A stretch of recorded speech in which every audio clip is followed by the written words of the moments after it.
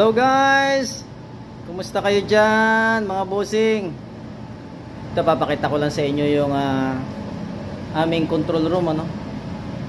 Para at least nakita nyo rin. So guys, ito ang aming control room. Ito ang aming monitor. Yan. Yan, ito para dito namin chine-check lahat ng mga temperature namin. Sa jacket, sa mga cylinder, sa lobe oil, yan, nakikita nyo. Tapos dito naman sa kabila, itong mga generators namin, yan, 1, 2, 3, okay.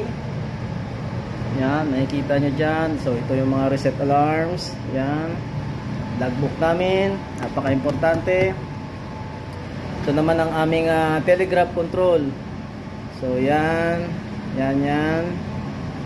Ito sa mga filter sa lobe oil at saka sa diesel oil filter namin, yan. Ito mga parameters namin, yan. So telephone, ito just in case na may mga tawag, diba, yan. So yan, nakita nyo aming monitor ng kabila, laptop namin for sa mga injection pumps, yan. Ito sa mga boilers namin, yan, controls. Okay. So yan ang aming control room, okay? Itong aming aircon. Ito yung malaking heavy duty namin na aircon, yan. 26, 25 lang kasi masyado nang malamig dito. Dito kami ngayon sa Amerika. So ito yung aming central panel. Lahat ng mga breakers nandito lahat. Itong aming 220